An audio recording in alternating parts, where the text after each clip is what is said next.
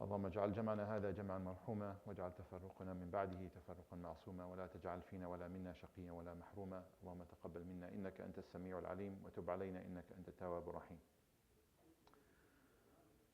So here we are, the last few hours of Ramadan, and it's probably the fastest Ramadan most of us, at least from everybody I've talked to, that I've experienced. I can't even remember. If you tell me it was 29 days, I would say, there's no way it's 29 days. I don't even feel like it was 2 weeks, subhanAllah.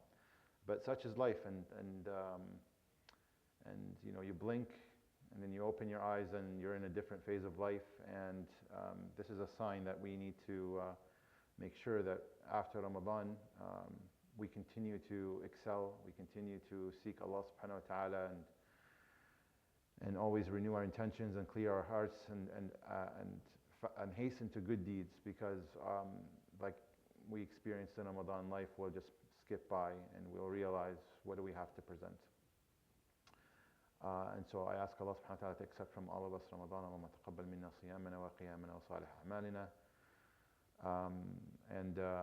And so make dua, inshallah, like I mentioned, after the salah, till the last moment of Ramadan, such that Allah subhanahu wa ta'ala accept you and accept all of us. Jazakumullah khair. I know this is probably the most tired you've been all month to come to this class. Again, we have these classes. We are talking about the Qur'an in the month of the Qur'an. So, I mean, all other IDA classes were canceled. You know, for better or for worse, I didn't want to cancel a halaqah about the Quran. May Allah subhanahu wa ta'ala accept it. So I do appreciate you coming here. Probably haven't slept in the past few days, maybe 1 or 2 hours here and there. But may Allah subhanahu wa ta'ala put barakah in your time and your effort and accept from you, inshallah. Sorry, I kind of have my back towards you. I do apologize. Today's topic is a crowd favorite. Everybody's asked, not everybody, a lot of people have asked about it already over the past few weeks. We did start it last week, so I don't know how many people weren't here last week. Were not here last week. Everybody was here? Okay, alhamdulillah. Oh, just one person. Okay. So I do plan on just reviewing quickly what we covered last week from the topic, just to kind of, again, just keep us aligned. And I don't want to go past this topic today, inshallah. We'll stick to it. If we end at 3 or even a little bit earlier, no problem. You guys can go and get yourselves ready for Eid and for the last moments of Ramadan. The attendance sheets are here. I mean, we didn't have them last week, so if you were here last week, do please check off your name for last week and this week. I have one for brothers and one for sisters. So please do that right after the class. And what we'll do is we'll get started, inshallah ta'ala. Okay, so last week we covered, the majority of the time we covered was the causes of revelation, or asbab al-nuzul. We talked about that as a topic, as a chapter.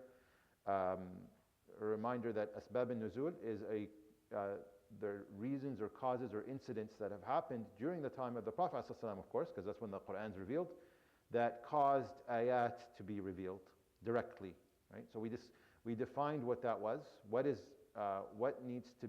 the criteria for ayat to be considered ayat of asbab al-nuzul, so the reasons for revelation. You know, timing, for example, is one of them. It had to be immediately after. So an event like the Abraha and his army of elephants in Surah Al-Fil, that's not asbab al-nuzul. This is just a surah explaining what happened previously, right?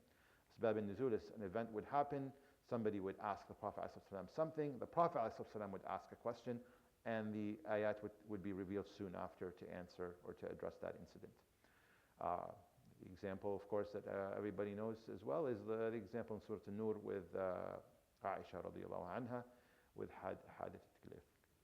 And we talked about how multiple causes can lead to one ayah, or multiple ayat for one cause. We talked about why it's important to know that, right? Why is it so what, right?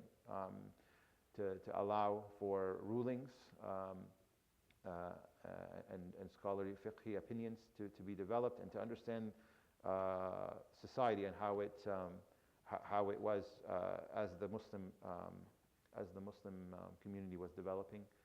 And we talked a little bit about how some of these rules and laws are derived.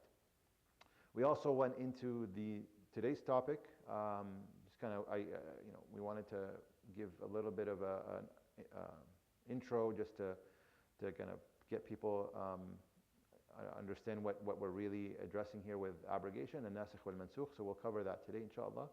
So we just really kind of stuck to the beginning of the principles, which I will review today as well, just very quickly, just so that we have a refresher. Any questions before we start into today's topic? Okay. So as we said last week, an-nasikh wal mansukh come from the root word nasakha, right? Which means different meanings. One of them is to remove or abolish or abrogate. As we know in the Quran, Allah subhanahu wa ta'ala revealed multiple ayat to address this. In Surah Al-Baqarah, مَا نَنْسَخْ مِنْ آيَةٍ أَوْ نُنْسِهَا نَأْتِ بِخَيْرٍ مِنْهَا أَوْ مِثْلِهَا.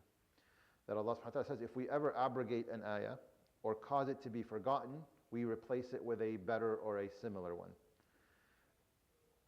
أَلَمْ تَعْلَمْ أَنَّ اللَّهَ عَلَى كُلِّ شَيْءٍ قَدِيرٌ. Do you not know that Allah subhanahu wa ta'ala is capable of everything?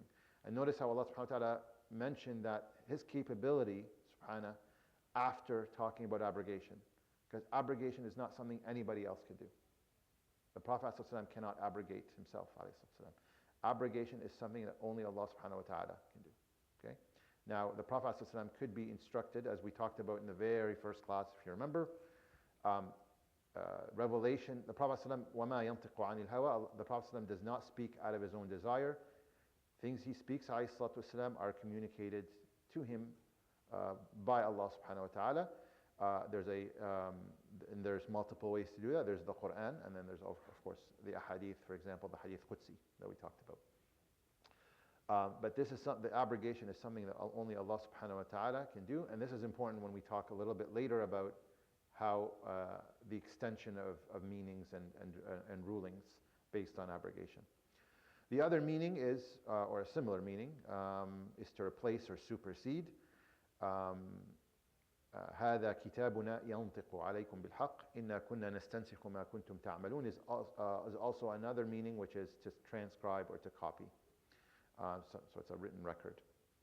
The ayah really means, as it's showing, the records of ours speak the truth about you. إنا كنا نستنسخ. We used to have your deeds recorded. As in the context of ulum al-Quran, the meaning of nasikh or nasakh is the abrogation of a ruling by another ruling that's revealed after it. Okay, and we talked about different kind of, and we'll maybe more emphasize this a little bit more. It's as Imam al-Shafi'i, for example, mentioned, it's not a form of annulment. It's simply rather a suspension or termination of one ruling over the other. So at least two rulings must be involved when you talk about this topic, right? There's the nasikh and there's the mansukh. The nasikh is the ruling that is repealing the mansukh. So the nasikh is the active principle. It's what's superseding the mansukh, and the mansukh is the passive form or the abrogated ruling. Okay. So this is kind of just the introduction of what the word means and what the concept really is. Any questions so far?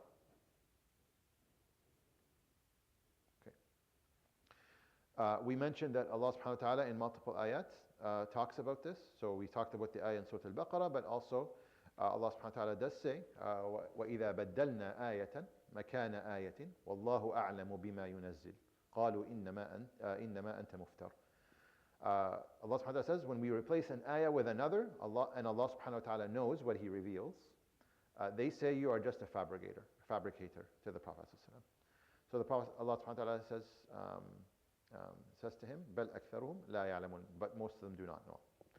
So in these ayat, these two ayat in particular, the concept of naskh is very explicit, right? Very clear. There's no, this is something figurative or symbolic.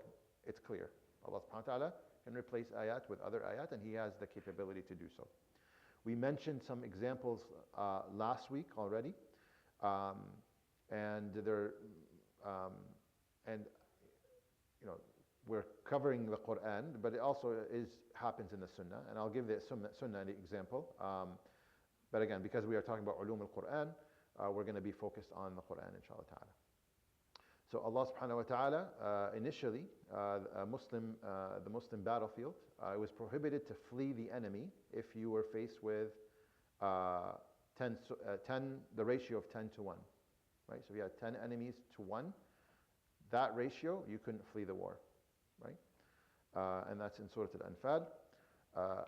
After it came, another ayah, right? So the ayah in Surah Al-Anfal, إِن يَكُمْ مِنْكُمْ 20 صَابِرُونَ يَغْلِبُوا 200. So if you have 20 of you are patient, you will beat 200. وَإِن يَكُمْ مِنْكُمْ 100 يَغْلِبُوا 1000. So if you had 100, you would beat 1000. That's the 10 to 1 ratio. But then the ayah after it came, and Allah subhanahu wa ta'ala says, الْآنَ خَفَّفَ اللَّهُ عَنْكُمْ. Now Allah subhanahu wa ta'ala has lightened your burden. فَإِن يَكُمْ مِنْكُمْ 100 صَابِرَةٌ يَغْلِبُوا 200. So now that if there's 100 of you that are patient, you will beat 200. So the ratio is 2 to 1 now, right? You're not allowed to flee the battlefield if the ratio is 2 to 1. If it's more than that, then you have justification. Allahu A'lam. So that's an example of naskh, right? But both ayat are there, and it's clear from the ayat that Allah subhanahu wa ta'ala is showing us His mercy. He's showing us the progression of how things developed, right? That's why the first one's still in there, right? It's not to say, well, that ruling doesn't apply necessarily, but it's still there to show you the progression of how things, that Allah subhanahu wa ta'ala made it easy upon you. Okay? So you will take the ruling of 2 to 1, not 10 to 1, but it's showing you that progression. That's why it's still important, obviously, and it's part of the Quran. Any questions on this example? So far clear? Yes. If it's this clear, why do certain people don't believe in that? They say the abrogated verses, they never ended up in the Quran. So I'll talk to you. We'll go into where there's difference of opinion. So I will present to you multiple opinions about it. I follow a particularly stricter opinion that says abrogation is almost, it existed definitely, we know from the ayat, but what's in the Quran right now, nothing's abrogated. Like the Quran in its final form, there's no ayat in there that you say, well, the ruling there doesn't apply, it's abrogated on its own, unless there's a purpose for it, like in this case, right? But to say, for example, لا تقربوا الصلاة وأنتم سكارى, do not enter salah, do not approach prayer while you're in a state of intoxication. Well, that's just, people say, well, it's abrogated. Well, you still, so if you commit a sin and you drink alcohol, you shouldn't go pray. It still applies. Do you understand? So, and I'll come to this and I'll emphasize it more than once so that, again, it's very clear, inshallah. If there's 2 ayat that people are claiming for abrogation, they would have to be looked at from various angles to make sure that we can reconcile that they could be applied in different contexts before we rule abrogation. We do our best to understand, because again, the Quran is in its final form, and we do what we can to make sure that, okay, well, this says this and this says so. It looks like there are different rulings, but there are other concepts that I'll talk to you that we mentioned a little bit last week, and I'll mention this week again, about takhsis, for example. Does this apply with takhsis or not? And so you try in multiple ways to make sure that you understand and reconcile between the ayat before the last resort you take is to say, okay, this is abrogation. And that's why abrogation is very difficult to prove in the final copy. At the time of the Prophet ﷺ, it happened. We know that. In the final copy, as we see, because if you say, well, I'm going to take the opinion where there are abrogated ayat, they're still in there, then basically you open a can of worms for anybody to come in and justify whatever they want. And that's very dangerous, extremely dangerous.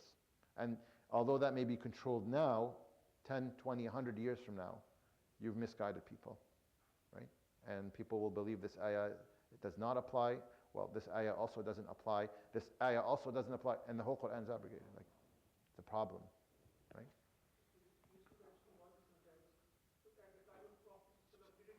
Yes, yes, yes, we'll talk about it. Well, the ayat are clear, right? But it can only happen at the time of the Prophet. That's a condition. Like, there's nobody that can come afterwards and say this ruling is abolished. The Prophet would have done that. You cannot do that because the ayat, like, there's no Quran after the Prophet, right? No, I meant to say that one verse was released and then Prophet said that, okay, kind of across it, we are not including the Quran. Yeah, so if the Prophet did that, it's not because of him. It's because Allah subhanahu wa ta'ala's instruction. Okay? It's not the Prophet picking and choosing. وَمَا يَنْطِقُ عَنْ هَوَى. The Prophet doesn't have that flexibility. This is the ayat of Allah subhanahu wa ta'ala, right? And, you know, hasha, like, the Prophet would never do such a thing. But we'll talk a little bit about this concept in more detail. So this is kind of what we talked about last week. The example from the Sunnah that you know I'll use, and just to give you an idea, is the Prophet forbade visiting the graves early on, and afterwards he removed that the restriction so that people can be reminded of death. So that's an abrogation in the Sunnah. All right. So important principles in abrogation.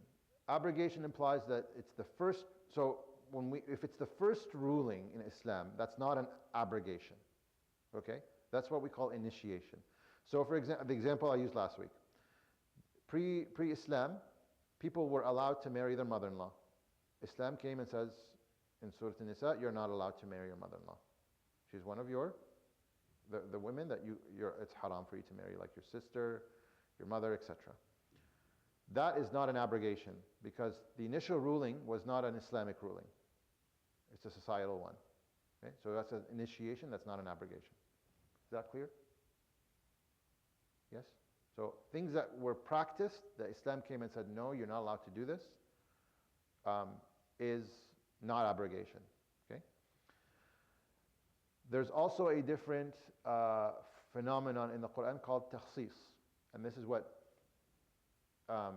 oftentimes what people would say, well, is this abrogation? No, it's takhsis, right? Takhsis is really specification. So it's an ayah that limits or restricts a general ruling from another ayah. So that restriction does not nullify the initial ayah. Okay? The example that we have, يا أيها الذين آمنوا لا تدخلوا بيوتا غير بيوتكم حتى تستأنسوا وتسلموا على أهلها. O you who believe, do not enter homes that are different than yours until you ask for permission and greet its occupants. Surah An-Nur. Another ayah also in Surah An-Nur, ليس عليكم جناح أن تدخلوا بيوتا غير مسكونة فيها متاع لكم. That فيها متاع لكم. That you have no fault or blame that if you were to enter homes without permission, right? If they're not inhabited. So they say, well, is this abrogating this one? No, it's not. This one has occupants, people in it, right? This one doesn't have people in it, so it's restricting. So you see the application of the rule is different because there's a change in the condition. So that's what we call takhsis. It's a specific incident. Yes, you knock on the door when there are people. When you know there's nobody inside, it's mahjur, it's empty. There's no need for permission. Okay? And so that's not an abrogation. This is a takhsis.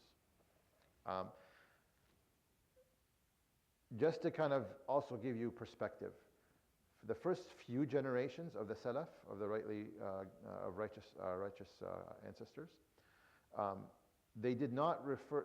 The word nasakh was not exclusively referred to as we do today. That term included nasakh, but also takhsis, and also initiation. Okay, it was a general term. They used it, right?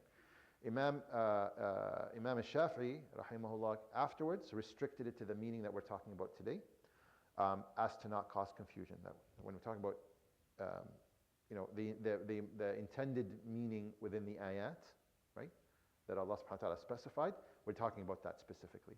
Everything else, we're going to it's going to be referred to as takhsis or initiation and so on. Um, so this is also not an example. So you see how a lot of things that people, you may have earlier generation scholars that have said there's so much abrogation, there's so many, but the abrogation they're referring to is very broad. Not the abrogation we are specifically confining ourselves to, which is specifically Quran ayat that are either abrogated in pronunciation or recitation, so they're no longer in the Quran, or they're abrogated in meaning. Okay? So know that, you see that definition was a little bit more general early on, right? It's more restricted now so that we are specific to what we're talking about. So just be careful when you come across, when you're reading about this topic, you understand the period of time where the classical literature you're reading, where it's from, when it's from. Okay? So not as to confuse yourself. Because people, well, I'll pull up a list at the end where their scholars have had hundreds examples of abrogation. But if you actually look at them, they're not the abrogation in specific that we're addressing per the ayat. Right? It's more general, because that's how the term was used. Very clear, and another important principle, that abrogation is only applicable to laws, not beliefs. Okay? There are no abrogations in beliefs. Allah subhanahu wa ta'ala didn't say, believe in this, and all of a sudden don't believe in this. Just laws, jurisprudence. How do you apply your life? How do you run your life? How do you practice? Okay? Is that clear? Any questions so far? Yes? So the specification piece, I'm assuming like since when we moved from the Makki to Madani surahs, when Madanis were the ones which were more specific with laws, that's when a lot of the specification happened. Is that the theme? Yeah, so that's, I mean, it doesn't have to be just Medina and Mecca, but in general, because most of the laws were revealed in Medina, yes, right? Now, to say, for example, that the Prophet ﷺ, fasbir, right? Allah subhanahu wa ta'ala commanded the Prophet ﷺ in Mecca to be patient, not to fight back, right? And then, against the people who wanted to kill him, alayhi salatu wasalam. And then in Medina, Allah subhanahu wa ta'ala ordered the Prophet ﷺ to fight back. Does that mean fighting abrogates patience? Right? No, it doesn't. You still have there's going to be, you have to look at the context, right? If you're for example, in Canada, in a minority, you're a minority community in a country, and you make up 5%, right? As just a quick example, you're going to apply, be patient. You're not going to pull up your sword, right? So there's the application of those ayats still valid. It still applies. It depends on your context. Right? So that's not completely, when we say abrogated, it's completely nullified. Right? That's not nullified. There are times where you have to be this, and there are times where you have to be this, and this is the beauty of the Quran, and it shows you, depending on your timing, your context, your situation, how you apply certain things. And it also teaches us why the believers were asked to be patient early on when they were a small number and weak, versus later on when they established their own state, and they had to actually now defend their land. So that's not abrogation. Okay? Just very clear. So abrogation is completely eliminating the ruling itself of what Allah subhanahu wa ta'ala is specifying. Okay? The alcohol example, like I mentioned, don't approach prayer with, after you drank, that still applies. Like if a Muslim is sinful and they drink, they shouldn't go pray. Right? It still applies. It's not, that meaning is abrogated. It's not. It's not. Okay? Wallahu a'lam. So that's just to give you a little bit more context, just to appreciate how difficult it is to classify something as abrogation. And I don't like this topic, talking about it, to be honest, because I think to me it's clear. Everything in the Quran is there for a reason. Allah subhanahu wa ta'ala made it to last till the Day of Judgment. So if it's in there, it's there for a reason, to be applied or understood. Okay? That's my, I think, the safest way to go. Wallahu a'lam.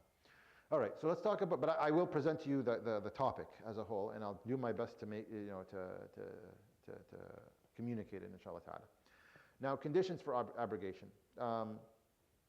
Remember now just the terminology, the earlier generations versus now. A number of conditions that the scholars of ulum al-Quran and fiqh have set to substantiate any claim of naskh, of abrogation. First, and I mentioned this already, one of the reasons for this naskh, it has to be a last resort. Okay? So because you're discarding a meaning of or a ruling of an ayah with another ayah. That's a last resort. Okay?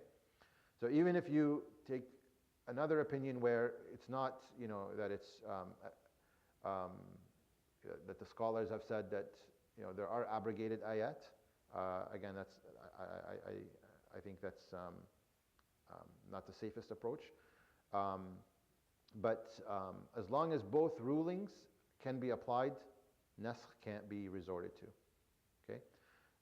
If you can't perform al-jam' bayn al-nusus, as the scholars have said, right? If you cannot reconcile ayat and their meanings, then and by the way, their meanings could be in different contexts, which is almost never. Then you can declare something as naskh. But you have to go through the process first of reconciling and understanding the context, again, which is almost never. Both nasikh and mansukh must originate in the Qur'an or the Sunnah. Okay? Now for the Qur'an, we'll talk about the Sunnah cannot abrogate the Qur'an. We'll talk about that later. But Qur'an abrogates Qur'an again to the time of the Prophet ﷺ. So scholars of fiqh use different ways to deduce laws. I don't know if anybody took ulum or the fiqh class with any of the mashayikh in IDA. Has anybody taken any of the fiqh classes? Okay, so there's concepts of qiyas. Qiyas is to deduce analogies, right? So if something is haram and there's something else that's similar, it's not verbatim that it's Allah subhanahu wa ta'ala says it's haram, like alcohol, for example, but it's something that could, it could cloud your judgment or impact your mental state, like cannabis, for example. Non-medical reasons, of course, or smoking even, right? Scholars have taken the ruling of one that is clear haram and applied it to another one as a qiyas, as an extension. So that's a way to deduce laws in Islam. Also ijtihad or reasoning, ijma' or consensus by the scholars. These things, qiyas, consensus, etc., those cannot abrogate a command from Allah subhanahu wa ta'ala. They cannot abrogate. Okay? So the rulings in the Quran or the Sunnah they can't operate, that are based on these, right, cannot operate in the opposite direction. So you can extend the meaning to say, if this is haram, then this is haram, but you cannot take this methodology of deducing laws and say, I'm going to revoke this ayah. Because that's ijtihad. That is personal reasoning by the scholars. People cannot abrogate. Okay? Only Allah subhanahu wa ta'ala can abrogate. Only Allah has the ability to abrogate. Alam ta'lam anna Allah ala kulli shay'in qadir. As He said in the Quran subhanahu wa ta'ala, or on the tongue of the Prophet alayhi salatu wasalam. So, bottom line, no ruling can be derived from ijma' or qiyas that can be abrogated. Is that clear? Am I moving too fast, by the way? Hands up if I'm moving too fast. Okay. I might be moving too slow then. I'll try maybe to speed it up. The other condition is that the nasikh ruling, and I'm sorry I kind of put everything, there's a lot of formatting issues, so I just put the whole slide without necessarily any of the animations, but the third bullet point, nasikh ruling must have been revealed after the mansukh. Right? It's coming to supersede the meaning or the ruling. Again, we're talking about at the time of the Prophet ﷺ. And so that's the fourth point. The fourth point is naskh can only occur in the lifetime of the Prophet ﷺ. Since his death ﷺ, no rulings from Quran or Sunnah are going to be revealed. There's no new Sunnah, there's no new Quran, so there's therefore no abrogation. Okay? So it has to have been at the time of the Prophet ﷺ, and so no person can come and say, oh, this ruling abrogates this because now we've discovered this. You can't. Okay? You can't. Now, going back to more of the loose definition of abrogation that you may see is the understanding of an ayah, the mafhum. Remember we talked about the mafhum and the mantuq. Some scholars have said, again, based on that loose definition, can be abrogated even though its explicit wording or mantuq remains applicable. It's kind of like the example of the alcohol I gave, right? So some scholars, again, based on the loose definition, they say, well, the ayat that you can't approach prayer while you're drunk, that's abrogated. In the explicit meaning is still applies, right? But the implied meaning is, well, you shouldn't be even drinking in the first place, okay? Right? So that when you come across these things, you understand that, well, yeah, I understand this could be classified as naskh, but in the methodology that we've learned in class, that, well, the reason why the ayat are still there is to show us the progression of how alcohol was banned. And there's a hikmah, there's wisdom behind that Allah subhanahu wa ta'ala wants us to learn. And that is gradually teaching people to wean off the haram and build people's faiths before you force them to do something. So when we have somebody who becomes a new Muslim and they tell you, it's very difficult for me to, not, attend gatherings. My whole family is non-Muslim and they have alcohol, at the dinner table, and I'm not gonna, you can't go. Don't go tell them don't sit with your family anymore because they have alcohol. Right? We shouldn't be sitting in the presence of alcohol, but wrong timing for this, right? New Muslim. There's a gradual way of moving forward with these things, right? And so Allah teaches us that with the example of alcohol in the Quran. And so there's a reason why these ayat are still there. But again, they still apply because if somebody does drink, you still can't, for example, pray. The two rulings in question must be directly contradicting to each other, okay? Such that both of them cannot be applied at the same time, and there's no way to reconcile them. You got to underline this, okay? Okay? So they cannot be applied in the same time with the same context. And there's no way to reconcile, to say, well, maybe this is a specific case. Don't worry, I have a lot of examples coming up, okay, to give you more. But I'm just kind of listing these conditions for you to kind of understand. And then most scholars have added the condition that the nasikh ruling must originate from an equal or greater authority than the mansukh. So for that, what does that mean? That hadith cannot abrogate Qur'an. Okay? And ahadith cannot abrogate mutawatir ahadith. So the superior, you can't have an inferior abrogate a superior. So hadith will never abrogate Qur'an. Qur'an is more superior. Even now we talk about the level of ahadith, there's mutawatir. Remember mutawatir and ahad? You guys remember those? What is mutawatir? We talked about Qur'an as being a mutawatir, right? But ahadith are mutawatir too. That they're conveyed by a huge number of people to another huge number of people. Ahad is one or two people, a few people communicating to down the chain, right? So which is more superior, mutawatir or ahad?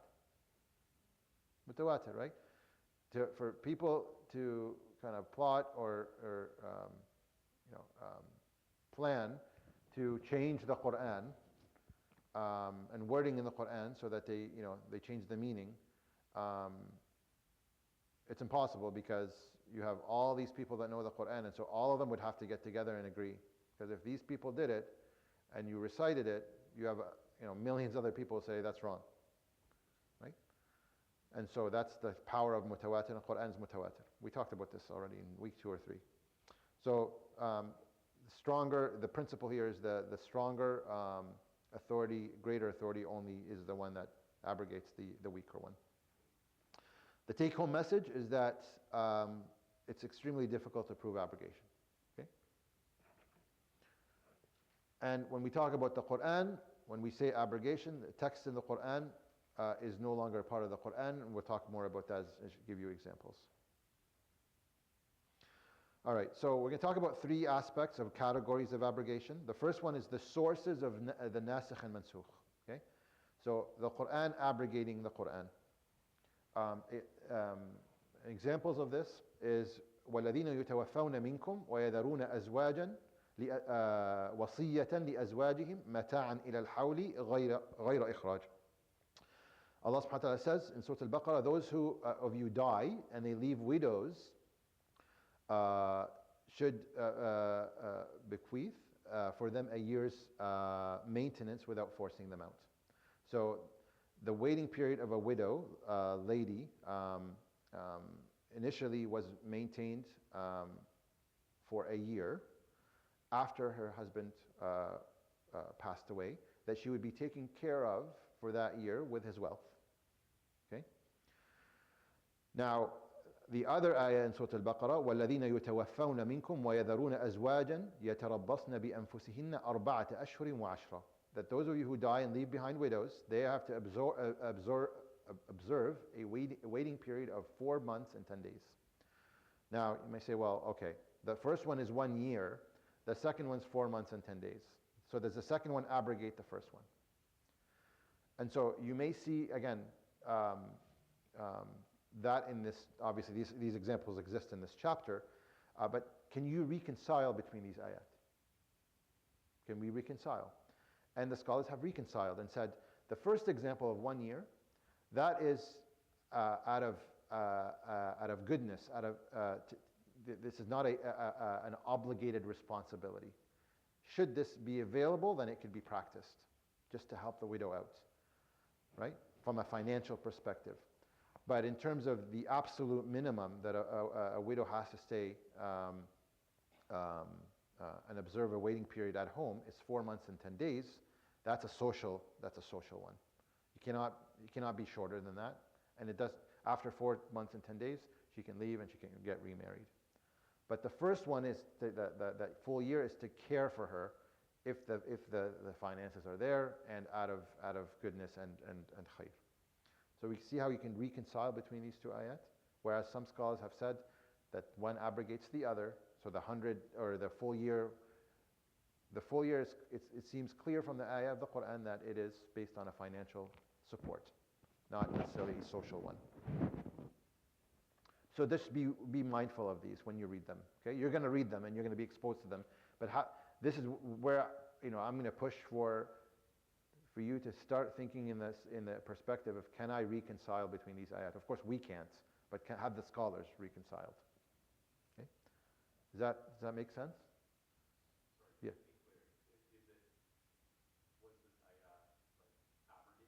No. So some scholars will mention it in the abrogation, will say the 4 months, 10 days abrogates the full year.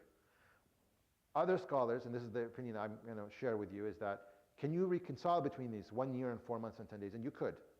Because the 4 months and 10 days is the absolute minimum that the woman has her waiting period to make sure she's not pregnant, that you're not the lineage is clear with any offspring, etc. The 1 year is more of a financial support. If it's available and it's not a mandatory. That's how scholars have reconciled. Right? So it's not one over the other. You could still do both. Does that make sense? Okay. The Quran abrogating the Sunnah. Let's go on to the next one. That's an example of the Qibla direction, right? So so this is an example of abrogation that's very clear. The Prophet ﷺ used to pray, the Sahaba used to pray towards Jerusalem. Was that in the Quran?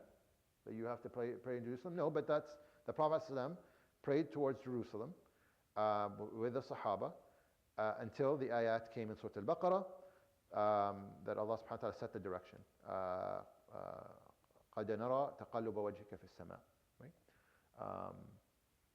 فَلَنُوَلِّيَنَّكَ قِبْلَةً تَرْضَاهَا فَوَلِّ وَجْهَكَ شَطْرَ الْمَسْجِدِ الْحَرَامِ. Turn your faces towards the Haram in Mecca, the Kaaba.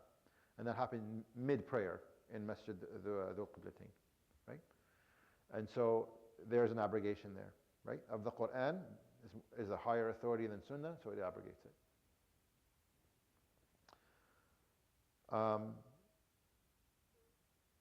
So far so good?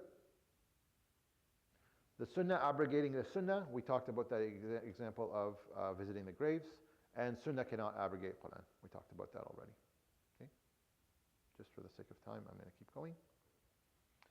All right, so that's the first category. We talked about basically the sources of nasakh and mansukh. Now we talk about the ayah and the ruling in the Quran. So with respect to ayat in the Quran, it is possible, according to some scholars, that the recitation or the ruling or both have been abrogated in the Quran. Again, abrogation did take place. We know it from the Quran at the time of the Prophet ﷺ. No one's denying that. Okay? But what we're saying is the final copy, it's very difficult to prove abrogation in any of the ayat.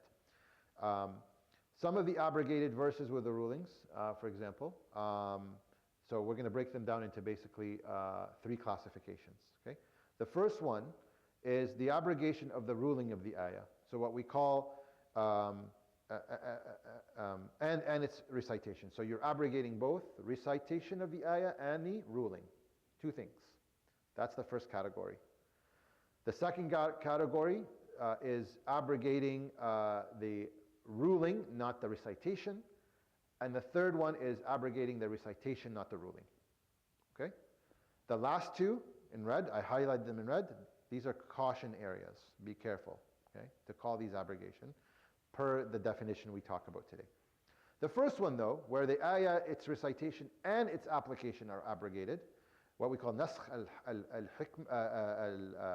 al-tilawa wal-hukm.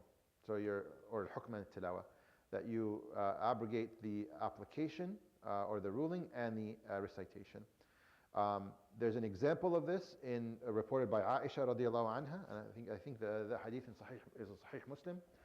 There was ayat in the Quran, or is an ayah in the Quran at the time that was specified how many sucklings a baby would nurse from a woman that's not her mother, that would deem that child a foster child, or a child that cannot, now there's no marriage that can take place. As you know, if you're nursed, kids that are nursed by other women, they're mahram, right? They're no longer can, as they grow, when they grow up, the hijab doesn't have to be, the woman doesn't have to put a hijab in front of the child if they grow up to become a man, right? Because she nursed him, right? She cannot marry him, he cannot marry, etc. Right? So the ayat, there was an ayah according to Aisha that the Quran, that was revealed in the Quran, that for a child to become a foster child of the woman that she's nursing, it had to have minimum 10 sucklings, okay? And they had to be independent periods. That ayah no longer exists, okay? Actually, even after that, there was the ruling, there was an ayah of that substituted the 10 to 5, okay? 5 sucklings. But that ayah was also abrogated. But some scholars still take 5 as the threshold, okay? So we no longer recite those ayat, they're not in the Quran. The ruling of 10 doesn't apply, okay? The ruling of 5, some scholars have taken it and still apply it, and some say no, it's even once or twice. Okay? So you see here's an example where the ruling and the recitation are no longer in the Quran. Okay? At least for the 10 sucklings. So is that so far so good? I always want to stop and ask these questions because it can get a bit confusing. The other two caution areas, the abrogation of the ruling without the ayah, right? So you're abrogating the rule, not the ayah, so the ayah is still there. Scholars still accept this form, of course. We've gave already the example about the waiting period for the woman after her husband dies. That's an example of this, right? So the scholars have taken that to be abrogation. They put it under this category. But we also did talk about how the ayah is still, we could reconcile both, we can still recite both, the application of both still apply. And so, this is why I say be careful. The other example of, let me see, do I have any other examples to share, or do I just move on?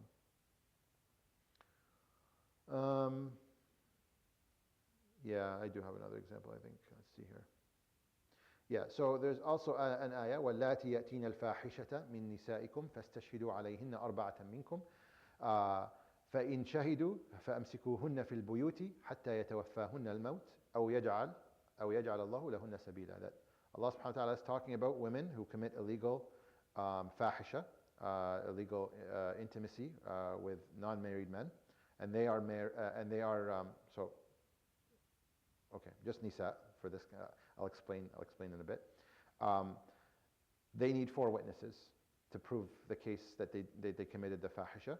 And if the 4 witnesses testify, they were there and they saw it, then the ruling is to confine these women in their homes until they pass away. They're not allowed to leave their homes. Okay? Now, some scholars say this is abrogated with الزانية والزاني فاجلدوا كل واحد منهن 100 جلدة. That in Surah An-Nur, the male or female fornicator, you lash them 100 times. So the lashing abrogates keeping them at home till they die. Now,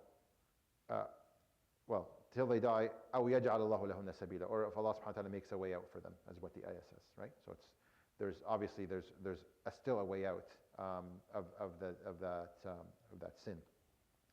Now, can we reconcile between these 2 ayat? And scholars have reconciled. They say both of them apply to the context of non-married women. Okay? Non-married women. The first one, where they stay at home indefinitely until Allah subhanahu wa ta'ala makes a way out for them, is in situations where the Islamic system, the ruling system, is not in place. Okay? And the second one, where there's lashing, is in an Islamic society where the laws are practiced. Okay? So you see how there's reconciliation between the ayat, and so they would not be categorized as nasikh and mansukh if with that approach. Okay? So that's where, always when you hear about nasikh and mansukh, ask yourself, have the scholars reconciled between these ayat before we say, oh, this doesn't apply, right? We don't put women in their home if they've committed a fahisha until Allah subhanahu wa ta'ala makes a way out for them. Well, maybe and this is not me, scholars have said that Allah making a way out for them is because they're not in an Islamic society where they can apply these rulings. You cannot go in Canada and do this lashing, right? You can't.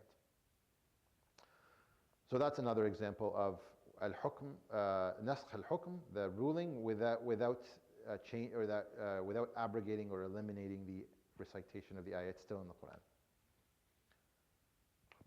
So far, so good? Am I losing anybody? Or are you guys just tired?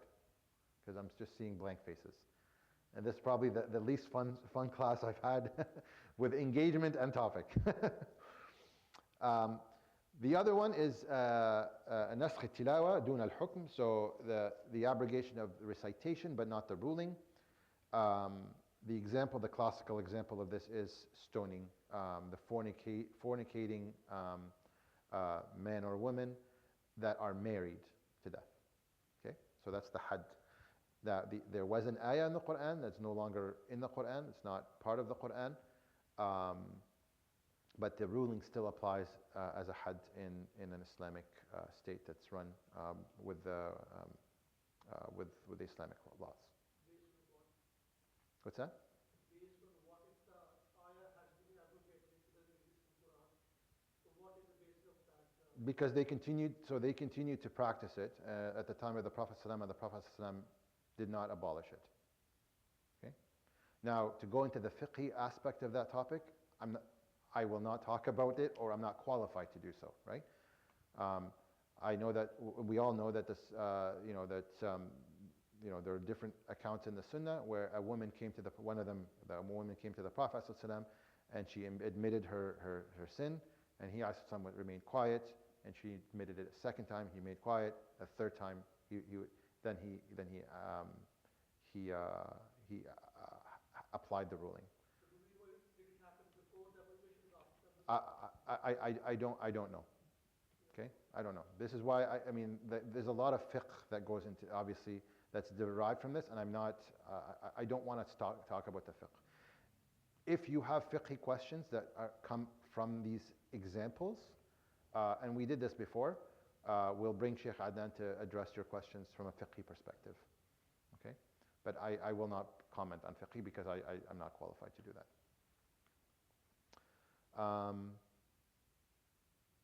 Okay. And so any questions before we try to kind of wrap up? We still have a few slides. SubhanAllah, I didn't realize how slow I was going. Maybe that's how I'm putting you guys to sleep. There's also another example where that's cited where كتب عليكم إذا حضر أحدكم الموت إن ترك خيرا الوصية للوالدين والأقربين بالمعروف. That Allah subhanahu wa ta'ala says it is prescribed when death approaches you, if you leave a certain monetary or something with value, then it should be made in favor of the parents and immediate family members with fairness. Now, the word here is in taraka khayran al-wasiyya. Wasiyya. We know from the Prophet ﷺ, wasiyya, that when you leave an inheritance, la wasiyya liwarith, right? Anybody who inherits from you your wealth when you die, you are not allowed to give wasiyya towards. Okay, so you have up to a third of your wealth that you can dedicate to whoever you like as a wasiyya, right? That wasiyya cannot go to specific people that already inherit from you. Okay? So you can't say, okay, I have 3 children. Yes, we'll divide the 70, 2/3 amongst them, and my wife and and others who are entitled. But then that extra third, I'm going to give it to my special daughter or my special son. You can't do that. Okay? You can't. The wasiyya has to be to people only that do not inherit from you. Okay? Now, but the ayah says wasiyya lil walidain. Right? It says wasiyya to the parents, but the parents inherit from you. And the scholars said no, a wasiyya in this context is Allah subhanahu wa ta'ala giving you advice, giving you a reminder, a wasiyya. He's declaring of importance to take care of your parents, not the wasiyya in its technical form. Okay? So there's an example again of understanding the context. Okay. Let's go here. And then the third category is with respect to the degree of difficulty. Now the nasikh could be, in terms of its ruling, could be more difficult or constraining than the mansukh. An example of this is obviously, again, if you, the example we talked about, unmarried people committing zina, where there's the flogging versus the keeping them in their homes. And you can say that the flogging is more severe, obviously. So that's, the nasikh was more difficult or more constraining than the mansukh. In that example, you could have them both equal. Again, if we look at that as nasikh and mansukh, right? We don't reconcile. Again, I'm trying to give you a comprehensive, I'm not saying to you that this necessarily is abrogation, but again, who am I to say this is, the scholar is wrong? I'm presenting to you all of basically the knowledge that's in kind of an introductory course of ulum al-Quran. The nasikh and the mansukh are both equal in equivalence in the constraint or difficulty. This is like the qibla direction, for example, right? Does it matter if you're facing this way or this way? Does it add more difficulty? Maybe in wellness it makes it easier because people coming in, but no, there's no difficulty, there's no change there in constraint. Or the nasikh ruling is a concession to the mansukh. It's easier, it's lighter, and that's kind of the example of the 100 to 1, 10 to 1 and 2 to 1. Or there's no nasikh ruling in place of the mansukh. I did say earlier that you have to have both nasikh and mansukh, but there are some cases where rulings have been dropped, or repealed by Allah subhanahu wa ta'ala. An example that scholars have used for this, again, you could still reconcile. This is why it's very difficult to prove this is nasikh and mansukh. يا أيها الذين آمنوا إذا ناجيتم الرسول فقدموا بين يدي نجواكم صدقة. That if you were to consult with the Prophet ﷺ, offer charity. Whenever you go consult with the Prophet ﷺ, you should go offer charity. And then the next, ayah after, basically, أأشفقتم أن تقدموا بين يدي نجواكم صدقات فإن لم تفعلوا وتاب الله عليكم فأقيموا الصلاة. That are you afraid of spending in charity before your private consultations with the Prophet ﷺ? If you don't do it and Allah subhanahu wa ta'ala forgives you, then establish prayer. You say, well, first one says you have to offer, or you should offer a sadaqah for consultation. The other one says Allah subhanahu wa ta'ala forgave you, you don't have to. And if you look at the context of these ayat, the wealthy at the time of the Prophet ﷺ took advantage of this. Right? They had a lot of money, so they got a lot of the Prophet ﷺ's time versus people who couldn't afford to give sadaqah for these consultations. Right? And so the ayah came to say you don't need. So the first one is you should do it if you can, right? You should give sadaqah, but you don't have to. And that's how the scholars have reconciled. Okay? Again, it's to limit to respect the Prophet ﷺ's time and to limit how much time, so everybody has a chance with the Prophet ﷺ. Okay? It's beautiful actually, but that's an example where you can reconcile. But again, this example does exist when we talk about abrogation. I want to talk about takhsis before we wrap up. It's already 3, subhanAllah. So takhsis is the specification of a general ruling. We've talked already about this. An example, وَالسَّارِقُ وَالسَّارِقَةُ فَقَطَعُوا أَيْدِيَهُمَا جَزَاءً بِمَا كَسَبَا. That the thief, male or female, cut their hands off if they commit the deed. And so this implies that every thief's hand must be cut. The Prophet ﷺ, however, did set a minimum. You don't just cut anybody. So if somebody takes a pencil and steals it and goes home on purpose, you go cut their hand off? No, you don't. There's a minimum, right? Does that mean this ruling is abrogated? No, it's not abrogated. Why? It still applies, but there's a threshold to meet it. So that's why we call takhsis, specification. Okay? So a general verse, yes, in this case, implies that you cut the hand of every thief.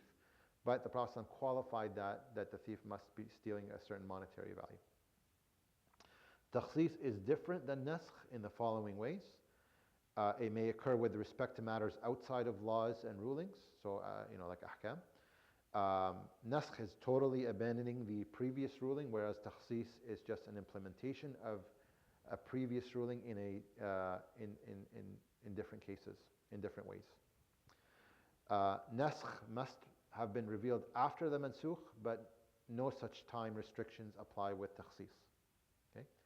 Naskh can only, as we said, occur with respect to the Qur'an and Sunnah, but takhsis may apply in Qur'an, Sunnah, Ijma', Qiyas.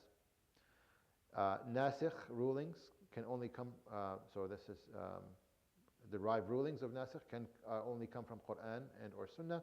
Takhsis must be based on, or can be based on, common sense or ijtihad. Okay? But again, it's constricting or applying the ruling for a specific general topic, more specifically in a unique case. There's other examples of takhsis. So وَالَّذِينَ يَرْمُونَ الْمُحْصَنَاتِ ثُمَّ لَمْ يَأْتُوا بِأَرْبَعَةِ شُهَدَاء. So if you accused a chaste or a chaste woman of adultery and you fail to produce 4 witnesses, then the punishment is 80 lashes in public for a person that does that, right? But what about the ayah that says if you claim your wife committed adultery and you don't have 4 witnesses, so you have to take, there's the la'na of Allah subhanahu wa ta'ala is on you if you're mistaken. Allah subhanahu wa ta'ala curses you. Is it lashes or is it cursing? Well, the first one, again, is general, right? The second one is more specific to your spouses. So that's an example of takhsis. Okay? Because no, people have to take your word for it. No, there's no witnesses. And almost 100 times out of 100, if a spouse catches their other spouse in committing zina, they're not going to have witnesses. Who wants to bring witnesses to it? That doesn't happen, right?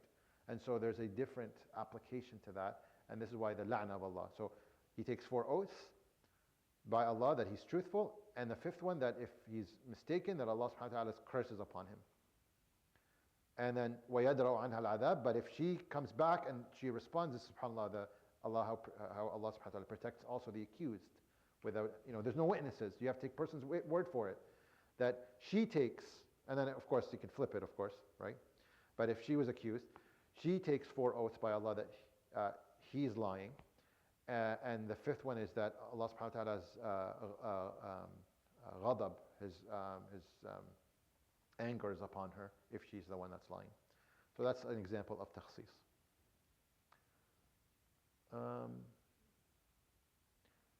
So why is it important to know these things? Very quickly, I think we've already talked about these, but these concepts, obviously, we extract applications of laws from Allah subhanahu wa ta'ala. They're important for preconditions for tafsir, to explain the Qur'an, to understand how to apply and implement the Qur'an properly, to show us the gradual revelation of the Sharia that shed lights on the historical developments of our legal code and society and how it's transformed, and the defense of the Qur'an and the Sunnah. We've talked about all of these indirectly, but these are there for your notes. It is a ni'mah, it is a blessing. There are benefits. يُرِيدُ اللَّهُ أَن يُخَفِّفَ عَنْكُمْ, Allah subhanahu wa ta'ala says, and Allah subhanahu wa ta'ala also says, الآن خفف الله عنكم وعلم أن فيكم ضعفا. That Allah subhanahu wa ta'ala knows that Allah wants to ease or lighten your burden because He knows that you have weakness. And so, remember these things that Allah subhanahu wa ta'ala, there's like a reason for these things that Allah subhanahu wa ta'ala allowed and made happen. And kind of we'll skip through that quickly, but it's, if you read through the ayats, you'll understand. And maybe just a quick note here about the example of stoning to death is stoning of a married person, right? It has to be married, is a hardship, right? For that person. But it serves as a very severe deterrent to others to maintain society. So there is khair.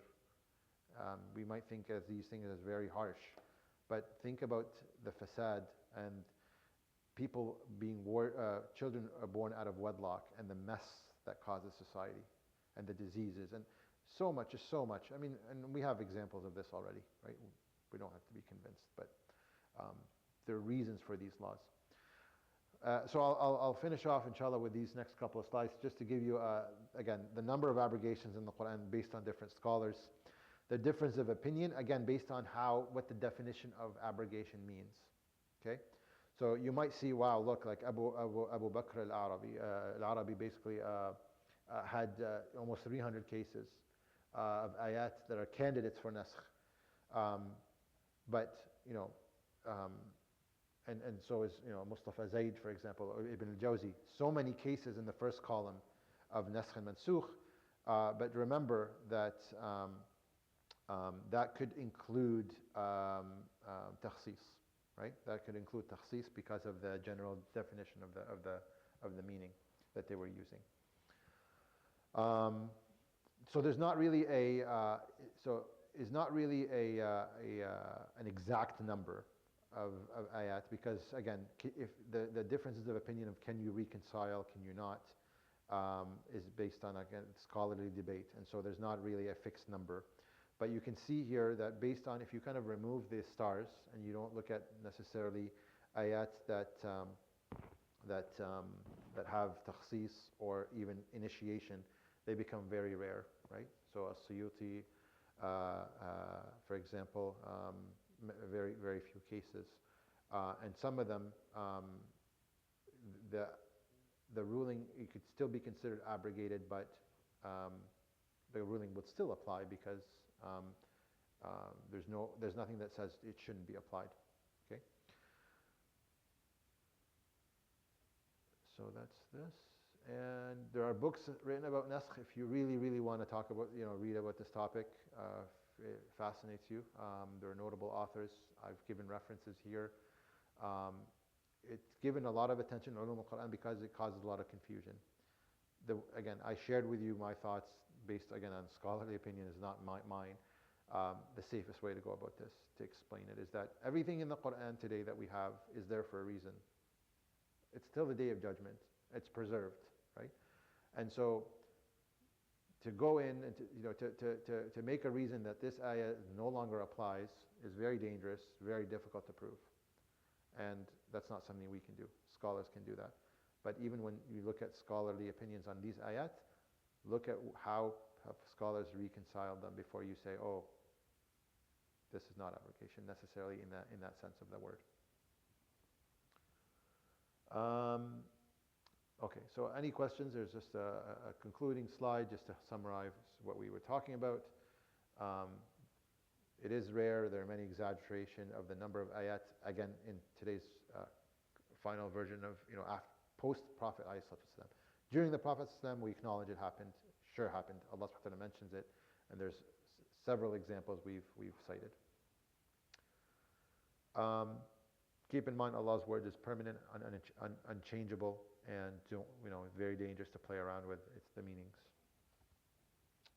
Anything that you guys have to ask before we wrap up? I wanted to finish by 3, subhanAllah, and we're a bit late.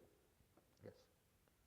So my understanding so far is that if we apply our mind with this frame of mind that if it could be reconciled, pretty much. It's very hard to prove. Yeah. Yeah, it could be reconciled. So is there an example of something, of any verses which are absolutely irreconcilable? I can't give you examples. I mean, the context is very important, right? Because the problem is the way people approach Islam too. It's that they know a ruling, and so this is the way or the highway. But first of all, you have different fiqh opinions you have to appreciate. And there's also examples in fiqh where the 4 major opinions will say, I'll give you an example, divorcing. When somebody divorces their wife 3 times, right? She's no longer your wife, right? If you do that, she has to marry somebody else and then divorce them before she can come back to you. But if you divorce all 3 at the same time, right? Sitting down, a person's so angry they divorce his wife 3 times right then and there. Is that 3 or is that 1? Right? The 4 opinions, Imam Shafi'i, or Hanifa, all 4 major opinions say that's 3. Ibn al-Qayyim, right, for example, and Ibn Taymiyyah say no, that counts as 1. Right? So you have to appreciate that there is difference of opinion when it comes to fiqh, and so this is why there's no one size fits all with these things. And that's a blessing. The flexibility Islam has to accommodate every time and place is just amazing. Because it's the final religion till the Day of Judgment. It's going to accommodate everything. It's not going to be outdated, right? Can't apply this anymore. No. Islam is the religion till the Day of Judgment. It has to be able to be applied. And Allah subhanahu wa ta'ala knows that. And that's why the Quran is the way it is. Does that answer your question? Any questions from the sisters? Yes.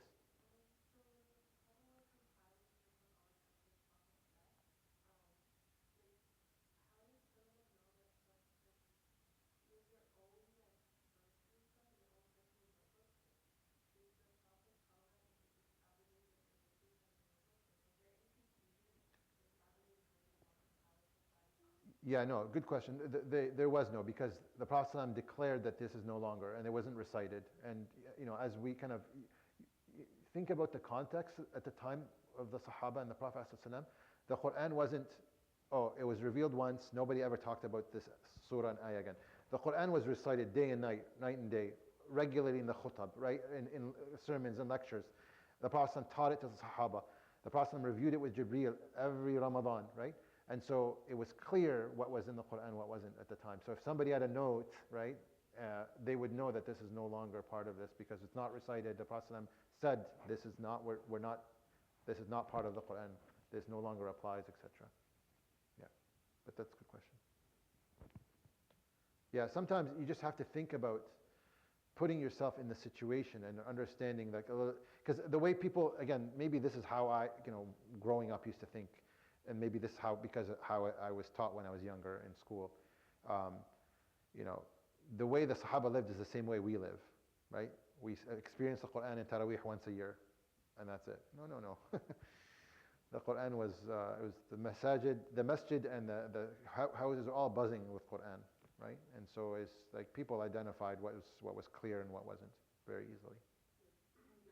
Sheikh Adnan was very kind of, he mentioned categorically, he said that no abrogated verse exists in the Quran.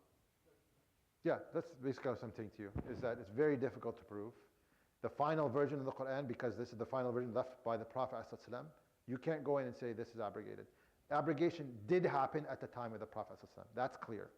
Be very clear with that. Allah mentioned it, right? But you can't go to the Mus'haf, open it and say, oh, this is abrogated, I'm not following it.